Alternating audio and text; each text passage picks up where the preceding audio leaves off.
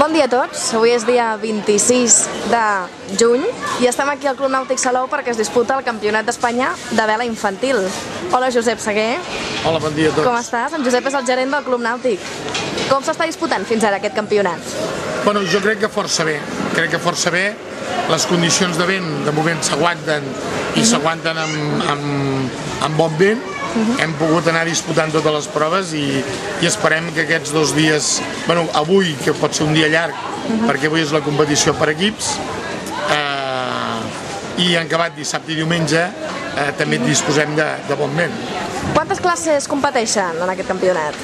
Mira, competeix taula, la Tecno 293, competeix equip, competeix làser 4.7 i competeix Optimis.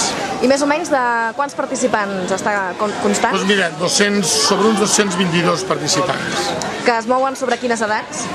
Bueno, tots han d'estar menors de 15 anys. I digue'm, pel Club Nàutic i per Salou en si, per la zona, quina repercussió significa dur a terme un campionat d'aquestes característiques? El Club Nàutic té diferents motivacions aquest campionat. En primer lloc perquè els últims anys ja hem aconseguit disposar d'un bon equip de regates. El club ja té una estructura de competició bastant interessant i per tant ja ens interessava fer una competició d'una certa rellevància a nivell estatal.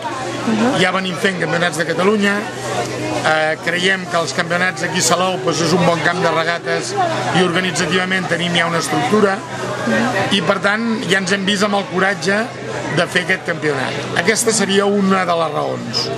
Una altra raó molt important és que al club estem treballant per un projecte de millores del port i això creiem que ha de ser motiu per tal de sensibilitzar les administracions, els polítics, a que tinguin en compte la necessitat de la millora d'aquest port de Salou, que realment, doncs, vosaltres ja veieu que tenim unes instal·lacions al bell mig de Salou que són envejables, però realment les infraestructures encara ens queden una mica coixes en quant a espais, en quant a diversitat d'aquests espais, per poder oferir una qualitat amb el que seria la part esportiva. Hi ha alguna altra iniciativa que esteu duent a terme des del club i que vulguis aprofitar per comunicar ara i aquí?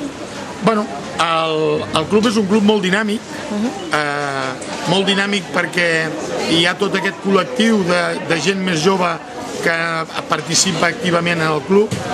També el que és qüestió de pares, aquest campionat sense els voluntaris, sense els socis que voluntàriament han col·laborat de forma desinteressada. De quina manera col·laboren els socis? Què aporten? Doncs aporten el seu temps, que això ja és molt.